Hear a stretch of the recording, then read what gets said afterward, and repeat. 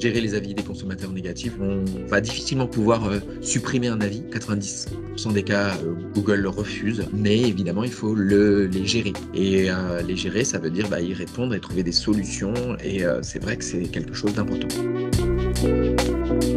Alors bonjour à tous, donc un petit déjeuner de la transformation numérique aujourd'hui avec l'importance des avis et de Google Business Profile, en plus qui a complètement bougé cette année, puisque donc déjà l'année dernière ils ont changé de nom, mais ils ont surtout changé toute l'interface pour gérer les fiches Google, que ce soit depuis notre téléphone, c'est plus possible d'utiliser l'application Google My Business, elle a été supprimée en début d'année.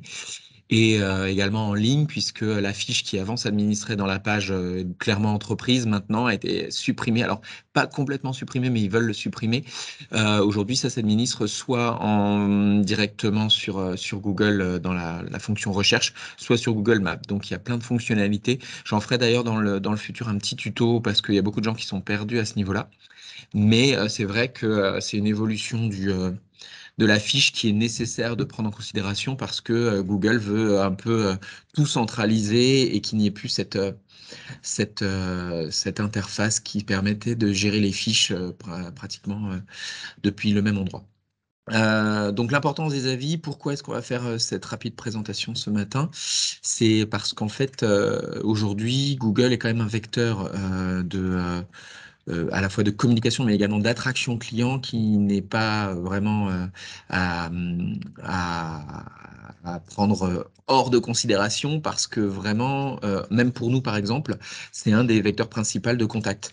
C'est-à-dire que si on a une fiche et si on a des bons avis et si cette fiche est bien travaillée, bien entretenue et qu'elle est là régulièrement et qu'elle répond à des requêtes, eh bien on se fait contacter ou en tout cas les gens arrivent sur notre site à partir de la fiche, ce qui est beaucoup plus difficile quand on se positionne avec un nouveau site, puisque le site, on ne va pas forcément être en première page, alors que la fiche Google pourrait, elle, apparaître très haut, à condition d'y mettre un peu d'énergie. Comment est-ce que ça fonctionne, les fiches Google? On a des grands principes à respecter, notamment d'avoir un profil le plus complet possible, parce que c'est un peu comme tous les réseaux sociaux, plus vous jouez le jeu de donner de l'information vis-à-vis de votre fonctionnement, et plus vous avez de la chance d'être mis en avant. Donc, c'est quand même très important justement d'avoir une fiche au complet remplie. Ça veut dire quoi? Ça veut dire des données, ça veut dire l'adresse, ça veut dire les coordonnées, ça veut dire tout ce qui va être intégré dans les fonctionnalités de l'entreprise. Alors qu'on ait une surface de vente ou pas, d'ailleurs, hein, parce que quand on a une surface de vente, on a beaucoup plus de possibilités d'attributs, notamment sur l'accueil de la clientèle. Mais quand on n'a pas de surface de vente, on peut quand même y intégrer des éléments spécifiques et préciser un petit peu à quoi sert l'entreprise de manière globale, ainsi que des fonctions en lien avec les pages produits d'un site e-commerce, par exemple, si vous êtes un e-commerçant. Donc tout ça, ce sont de la documentation qui convient de remplir dès le départ. De même que des photos, il faut publier des photos de manière régulière, bien les nommer. J'insiste là-dessus, bien les nommer, parce que les photos de Google sont vraiment priorisées dans les réponses aux requêtes directement. Donc, c'est important qu'elles soient bien nommées et c'est important d'en publier assez régulièrement. Alors, les gens me demandent en général, c'est quoi régulièrement? Idéalement, 1 à 2 fois par mois, ça serait pas mal pour justement montrer un petit peu l'entreprise. Ce sont des photos qui rendent très très bien, très très bien. Il y a beaucoup de visibilité sur ces photos, donc faut pas hésiter. Et faut pas hésiter à les brander aussi, c'est-à-dire à y mettre le nom de votre entreprise sur la photo, le logo, des choses comme ça, pour que justement, si ça sort, qu'il y ait une identité. Également les publications, donc là je suis en bas à gauche, il est possible de faire des publications comme sur n'importe quel réseau social aujourd'hui. Ce sont des éléments attribués en bas qui s'y passent. Ça n'a pas une énorme visibilité, mais ça a deux intérêts quand même. C'est que si les gens arrivent sur votre page, au moins ils voient que vous avez de l'actualité. Et aussi, si vous publiez de manière régulière, encore une fois, il y a un critère de récurrence, il y a un critère d'alimentation dans la fiche. Et voilà, ça permet à Google de lui montrer pardon, que vous êtes quand même assez actif. Et donc, le fait voilà, de publier de temps en temps, alors ça peut être mutualisé d'un autre réseau social, il n'y a pas de souci. En tout cas, ça permet d'avoir une visibilité supplémentaire sur un contenu que vous auriez pu faire. Deux autres éléments très importants, je reviendrai dessus derrière, les avis. Évidemment, la fiche Google fonctionne dans les 10 grands critères de sélection des fiches Google. Ce sont les avis qui sont très importants, à la fois le nombre et à la fois la note. Et donc, évidemment, plus vous avez des avis, plus vous avez des chances de ressortir devant les copains. Donc, privilégier au niveau de ces avis la régularité, la diversité aussi. Les clients peuvent eux-mêmes poster des photos et il est recommandé qu'ils le fassent. Et n'hésitez pas, et surtout c'est très important, à répondre aux avis. C'est-à-dire que les avis, ben, il faut pas juste merci, écrire merci un tel ou merci monsieur, il faut l'étayer. Pourquoi est-ce que c'est important à la fois que les avis soient bien écrits et que vous y répondiez? Parce que Google va scanner un petit peu ces avis, incluant les mots-clés qui sont dedans. Ça veut dire quoi? Ça veut dire que tous les mots-clés que le client ou que vous allez écrire va permettre à votre fiche de répondre et de ressortir plus facilement que d'autres d'une manière générale. Donc, il ne faut pas hésiter, justement. Moi, j'ai même des clients, des fois, quand je leur demande des avis, ils me disent, est-ce que je peux écrire ça? Est-ce que ça te paraît convenir? Et c'est bien, c'est gentil de leur part parce que ça me permet de vérifier s'ils ont mis des mots-clés et les bons mots-clés. Donc, voilà, très important. Et puis des éléments additionnels peuvent être ajoutés évidemment sur la fiche, tels que le logo, les produits, les services ou les zones d'intervention. Il y a des fiches produits. Ça, même si le terme, ça s'appelle fiche produit, moi je l'utilise beaucoup également pour les prestataires de services pour mettre des grandes sections sur la façon dont ils peuvent proposer leurs diverses prestations de services. Pourquoi? Parce que dans chaque fiche produit, en bas, il y a un bouton et le bouton peut ramener vers la présentation de votre service, peut-être sur votre site web. Donc ça peut être intéressant aussi. Dans les grands principes à respecter, donc je l'ai dit tout à l'heure, la présentation doit être complète et pertinente. Ne négligez aucun des champs proposés par Google, la description, la dénomination, les horaires d'ouverture, tout ça est important. Euh, les tarifications, ça c'est vous qui voyez si ça vaut le coup ou si vous souhaitez les mettre. Si vous êtes sur un terrain concurrentiel, pourquoi pas. En revanche, en général, c'est vrai que c'est pas évident de mettre des tarifs si on ne sait pas exactement quel est le besoin du client. On peut y mettre des fourchettes. Nous, c'est ce qu'on a mis sur certaines prestations. On met des fourchettes à peu près avec les gammes de prix. Également, pensez à approche multimédia. Vous pouvez y mettre des photos, je l'ai dit tout à l'heure, mais vous pouvez aussi mettre des vidéos, vous pouvez y mettre des GIFs, vous pouvez y mettre tout un contenu additionnel qui est intéressant, qui est une recommandation de Google d'ailleurs. Alors, les vidéos, elles sont quand même plafonnées en termes de poids et de temps, mais alors je vais peut-être dire une bêtise, je pense que Google vous propose, peut-être que je confonds avec YouTube, mais il propose peut-être de la couper, ou alors c'est WhatsApp. En tout cas, il y a des fois quand on a des vidéos trop longues, certains logiciels permettent de les couper plutôt que de se dire, ah zut, je peux pas la mettre en ligne. De toute façon, ça sert à rien de mettre une vidéo trop longue sur Google, hein. Il vaudrait mieux de remettre un extrait de 30 secondes et un lien vers le complet éventuellement, parce que les personnes qui vont sur Google Business, en l'occurrence, n'auront jamais un quart d'heure à passer si jamais vous publiez un contenu qui dure un quart d'heure. Donc n'hésitez pas aussi à filmer vos lieux, hein. Si ce sont des lieux de vie, pourquoi pas filmer votre façade, filmer l'intérieur. Si c'est un restaurant, n'hésitez pas à prendre des petites coulisses. Tout ça peut justement se mettre correctement en avant. C'est vrai que pour tout ce qui est restauration, pour tout ce qui est hôtellerie et compagnie, il y a en plus plein de fonctionnalités qui permettent de mettre en ligne les menus, qui permettent de mettre en ligne les éléments, la disponibilité et même de faire des critères de réservation directement en ligne. Donc c'est plutôt pas mal. N'hésitez pas à filmer vos équipes au travail. Tout ça peut vraiment servir à aider la fiche à bien apparaître. Il y a des statistiques fournies par Google qui vous permettent de voir qu'est-ce qui est le plus lu. C'est une sorte de Google Analytics, mais pour la fiche Google. Alors, elles sont un peu plus light depuis qu'on a pu la fiche telle qu'elle était en gestionnaire de fiches avant, mais il y a encore beaucoup de choses, et notamment tous les mots-clés qui permettent à la fiche d'apparaître. C'est-à-dire que vous pourrez voir directement sur quels mots-clés votre fiche a été proposée. S'il y a des mots-clés sur lesquels vous ne ressortez pas, ça veut dire que vous devez peut-être les mettre quelque part sur la fiche parce que Google ne les identifie pas. Bon, après, il faut qu'il y ait un besoin aussi, mais logiquement, il faut regarder la totalité de ces mots-clés de manière régulière. Vous aurez aussi les lieux de provenance. Si les gens utilisent l'itinéraire, par exemple, s'ils cliquent sur le lien pour arriver sur votre site web, s'ils appellent aussi, c'est très important. On a le nombre d'appels qui est compilé il a été dit l'année dernière que Google allait peut-être essayer de proposer une traçabilité des appels aussi avec le numéro. Mais je pense qu'en termes de RGPD, c'est un peu complexe à mettre en œuvre, donc c'est pas encore apparu. Mais jusqu'à présent, on a au moins le nombre. Donc n'hésitez pas justement à aller regarder ça pour voir si la fiche elle est bien trouvée. Évidemment, soyez présents, donc actualisez au maximum en permanence les informations. Diffusez régulièrement grâce au Google Post, des annonces aussi sur votre activité, faites par des bons plans. Il y a même la possibilité de créer des petites offres promotionnelles aussi à mettre en avant. Pendant un moment, Google aimait beaucoup quand on mettait les actualités en lien avec le Covid. Je sais que comme ça avait une importance au niveau mondial, il les mettait en priorité aussi quand vous les placiez. Donc n'hésitez pas à mettre si vous avez un système aussi voilà, de traçabilité à ce niveau-là. Répondre aux avis clients, j'en ai parlé tout à l'heure. Maintenant, les 10 grands critères de positionnement de la fiche qu'il faut savoir, qui sont importants, qui font que vous allez ressortir plus ou moins bien. D'abord, le premier critère, c'est la catégorie dans laquelle vous allez vous enregistrer. Si vous êtes restaurateur et que vous prenez la catégorie, je sais pas moi, commerce ambulant, bah, ça n'aura pas de sens en fait, ça n'aura pas de lien et même si vous avez les meilleurs mots-clés du monde, malheureusement, vous allez moins bien ressortir que si vous étiez dans la bonne catégorie. Donc, il faut faire attention déjà à cette catégorie primaire qui est donc la fiche principale. Alors souvent, j'ai des gens qui me disent oui, j'ai pas trouvé de catégorie parce que mon activité elle est trop spécifique.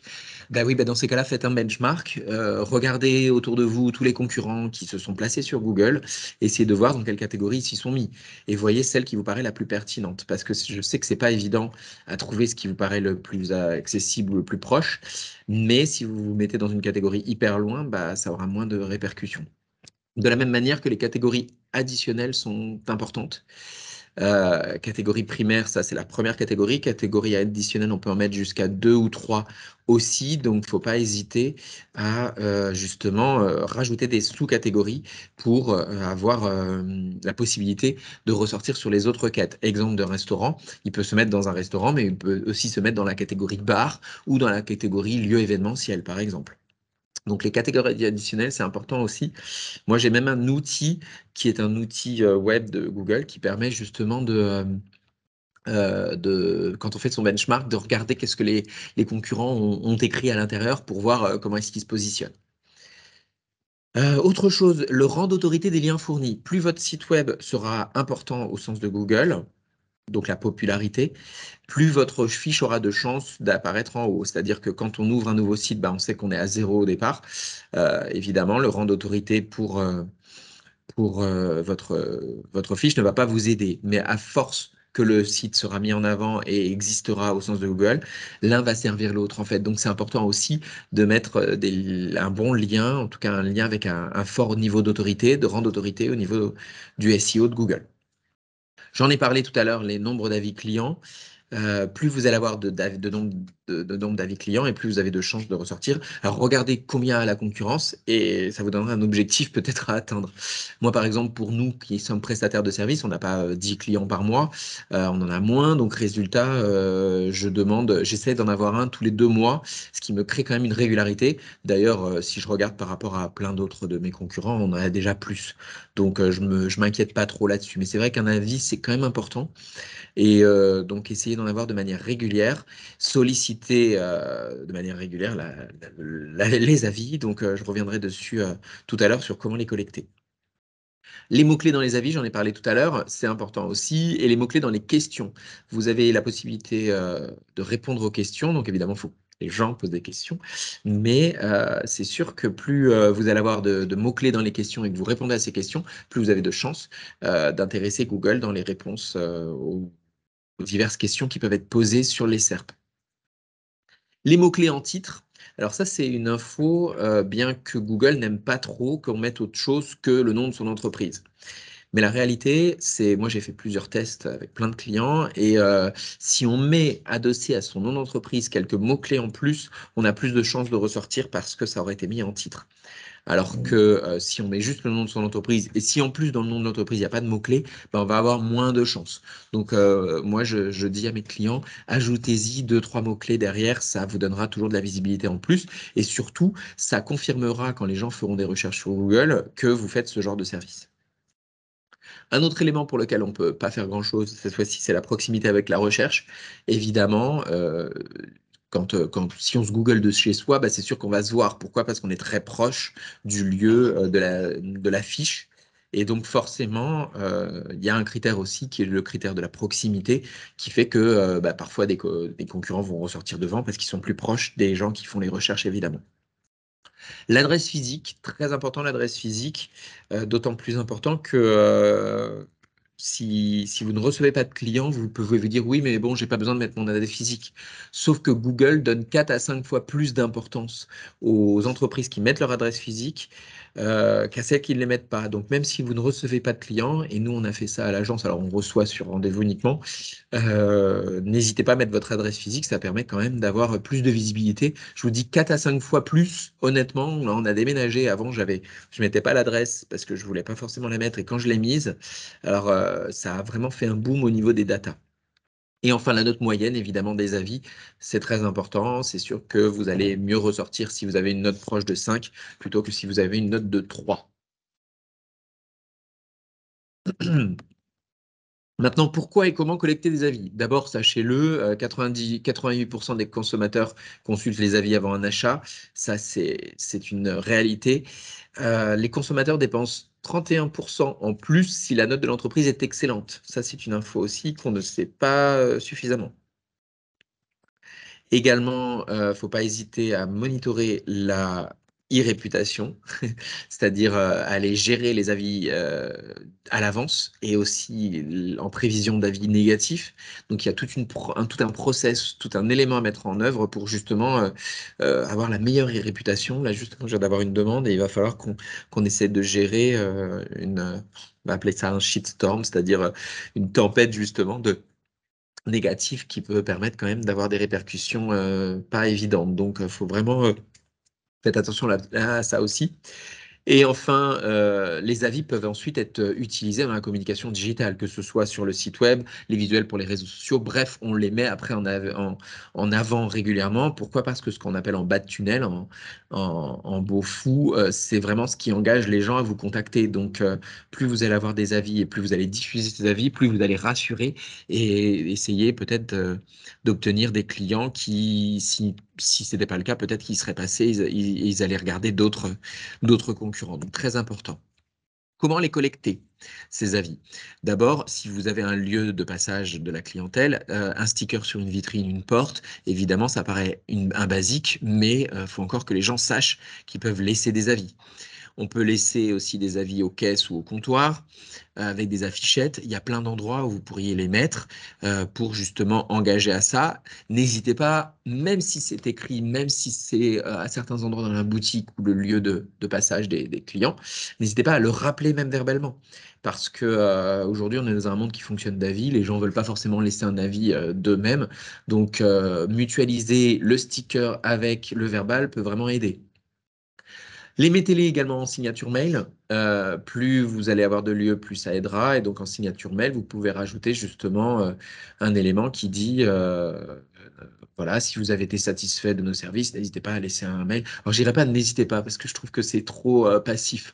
Je dirais plutôt les avis clients sont très importants, comme vous devez le savoir. Nous vous serions très reconnaissants si vous pouviez laisser un message compte tenu du fait que ça peut avoir un impact sur la réussite de notre entreprise, par exemple. Enfin, vous voyez, il faut un truc à tourner comme ça pour vraiment inciter la personne et lui dire que s'il en laisse pas, bah, c'est vraiment dommage parce que on a une visibilité qui est moindre.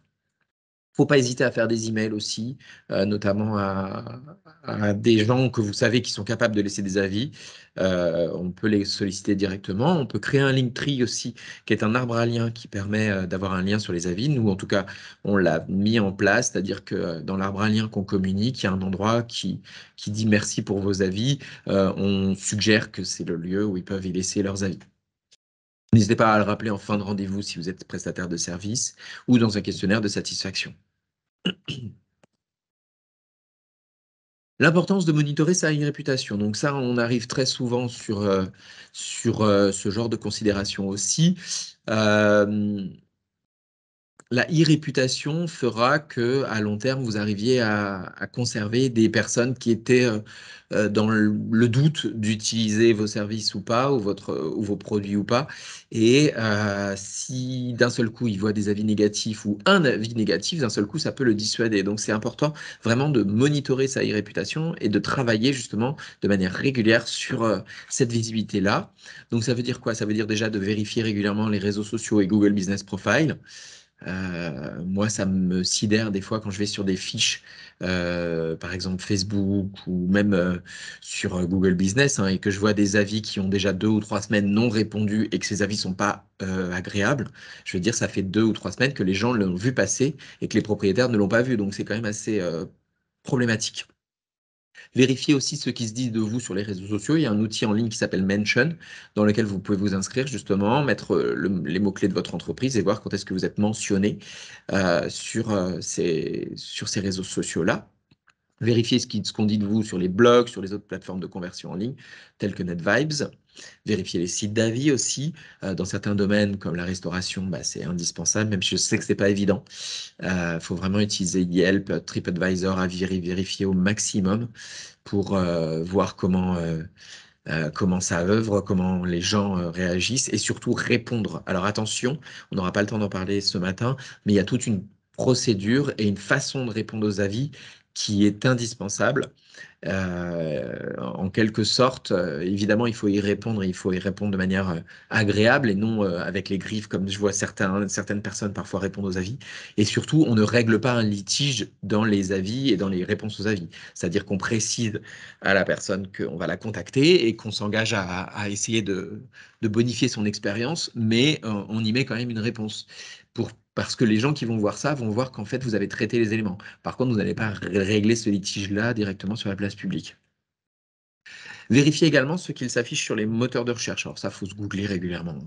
C'est très important, que ce soit sur les photos et autres. En plus, ça vous permettrait de savoir si vous avez des backlinks, donc des liens qui renvoient vers votre site web ou vos réseaux sociaux. Donc, pourquoi pas vérifier ces éléments de manière régulière. Mettez en place des alertes aussi sur Google et une veille d'ordre général. Google Alerts, c'est pas un outil qui est 100% fiable, mais ça peut vous permettre de mettre le mot-clé de votre entreprise et d'avoir un email qui vous soit envoyé quand votre entreprise justement est citée sur les endroits de votre voilà de divers sites ou ou lieux. Donc pourquoi pas. Enfin, gérer les avis des consommateurs négatifs, j'en ai parlé il y a 2 secondes. On va difficilement pouvoir supprimer un avis. En 90% des cas, Google le refuse, mais évidemment, il faut les gérer. Et les gérer, ça veut dire bah, y répondre et trouver des solutions. Et c'est vrai que c'est quelque chose d'important.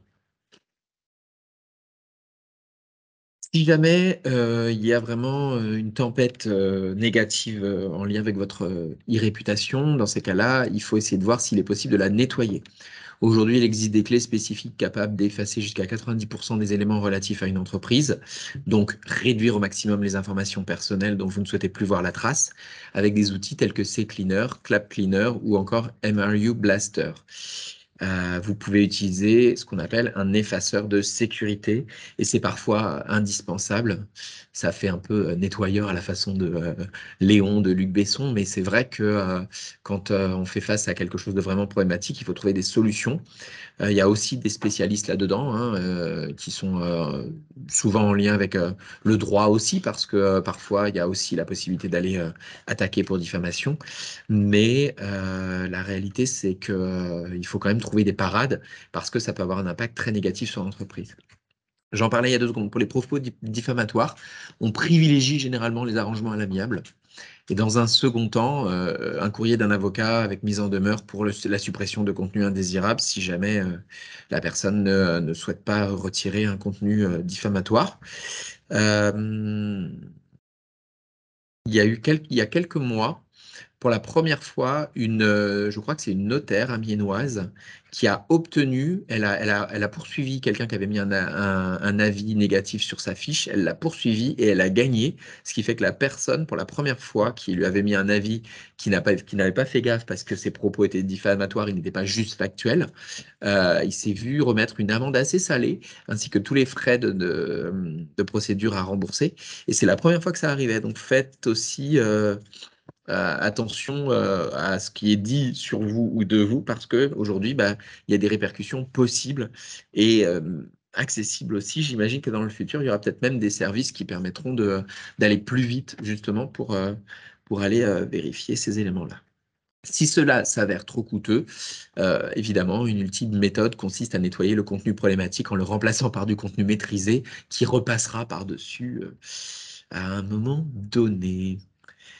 Voilà pour les quelques petites choses que je voulais évoquer avec vous sur les avis et sur Google Business Profile. Comme je disais, normalement en janvier, je vais faire un tuto justement sur comment gérer la fiche et je le mettrai sur ma chaîne, donc il ne faut pas hésiter à nous suivre. Et je vais vous laisser la parole si jamais vous avez des questions. Moi, j'avais une question. Par exemple, on a des entreprises qui sont uniquement domiciliées à la mairie et qui n'ont pas de locaux en fait, à proprement parler. Et tout à l'heure, tu disais que c'était mieux de mettre quand même une adresse. Mais par exemple, on a des gens qui viennent et qui veulent rencontrer les entreprises et qui sont du coup un peu déçus. C'est ça. En fait, dans la fiche, on peut mettre la fonctionnalité sur rendez-vous et mettre un lien vers le calendrier de rendez-vous. C'est-à-dire qu'en fait, c'est aux gens de comprendre quand ils arrivent sur la fiche que bah, forcément, si ils se présentent, il faut quand même qu'ils cliquent sur le rendez-vous et pouvoir prendre rendez-vous. Mais la réalité, c'est que c'est comme n'importe quelle domiciliation. Et justement, hier, je googlais une adresse parce que je cherchais une entreprise spécifique un peu en sous-marin. Et à un moment donné, je suis arrivé et en regardant sur société.com, il y avait genre des dizaines d'entreprises domiciliées au même endroit. Et j'ai vu que c'était genre un centre où tout le monde domiciliait là. La réalité, c'est que on n'a pas vraiment la possibilité de marquer, ne reçoit pas cette adresse. En fait, c'est pas super non plus commerçant. Mais on a la possibilité, en tout cas moi j'ai activé un bouton qui s'appelle rendez-vous, donc ça veut dire que je reçois sur rendez-vous au besoin. Il faut quand même mettre l'adresse, même si on n'a pas vraiment Moi je trouve que c'est quand même 4 à 5 fois plus de visibilité, c'est pas rien, c'est pas rien. Pour le coup, versus juste j'interviens là, en fait, ce qui est logique, hein, parce que Google, c'est vraiment le référencement local. Donc, si on n'a pas de localité spécifique, on va peut-être sortir sur les cartes, mais les gens ne sauront pas exactement et ça n'a pas autant de pertinence. Donc oui, l'adresse est très importante, même si je sais que beaucoup refusent un peu de la mettre.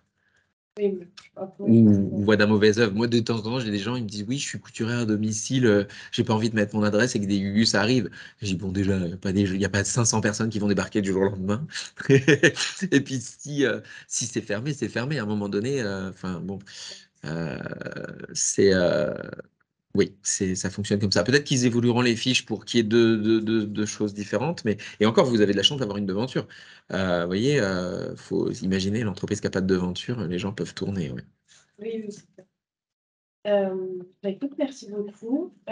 Si jamais vous avez des questions, vous pouvez les poser à... Je ne sais pas si les gens vont bien m'entendre, mais je vais le mettre dans le... Vous pouvez les poser bah, par mail à l'adresse transfonu@lamairie.com et nous, on vous mettra en relation avec Cyril pour qu'il puisse y répondre et peut-être vous accompagner bah, dans la mise en place d'une stratégie digitale. Merci. Merci à vous.